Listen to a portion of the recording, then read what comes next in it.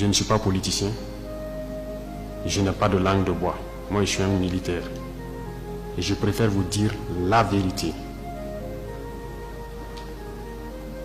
Chacun est libre de prendre ou de laisser. Tout le monde roule dans sa voiture, tout le monde vit bien. On mange matin, on mange midi, on mange le soir. On fait ce que nous voulons faire. On est libre de parler, de dire ce que nous voulons. C'est la démocratie, c'est le droit, c'est tout. C'est tout ce que nous connaissons à Ouagadougou. Mais allez-y les voir, les enfants qui ont la peau sur les os.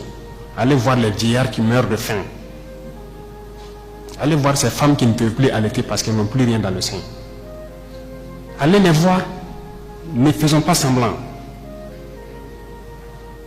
Si nos journalistes n'ont pas le courage d'aller sur le terrain et vous ramener ces genres d'images, parce qu'on veut laver l'image du Burkina, je vous dis que c'est faux, ça existe. Quand je vous parle des gens qui mangent l'herbe, celui qui veut contester, je l'amène demain à les voir. Ça continue, ça n'a même pas cessé. Parce qu'on a pu ravitailler certains villages, mais d'autres pas encore, on est toujours en route. Aucun civil ne peut daigner même soutenir aussi avec des camions pour qu'on puisse être solidaire vis-à-vis de ces populations-là. C'est quelle intégrité? C'est quoi l'intégrité? Burkina Faso, c'est quoi? C'est ça qui nous a révoltés. Et on est toujours révoltés. Tant qu'on ne va pas soigner les maux de ce pays-là, on sera toujours révoltés. Pour l'instant, on a pu, dans l'armée quand même, réaliser quelques camions et transporter les vivres avec nos propres moyens, bien qu'on a loué d'autres même ajoutés, vers des populations qui mouraient de faim.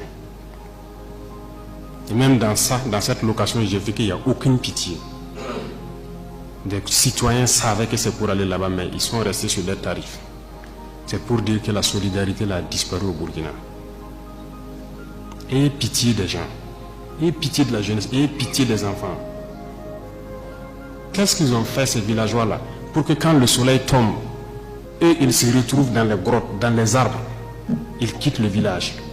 Et le matin ils se pointent, ils regardent pour voir si tout va bien avant de revenir. Ils dorment dans la brousse, ils ne peuvent pas dormir chez eux. On ne vous dit pas ces vérités, c'est la réalité du Burkina comme ça. On ne voit que nos villes. Nous sommes responsables de ce qui nous arrive. Et nous serons entièrement responsables de ce qui va suivre.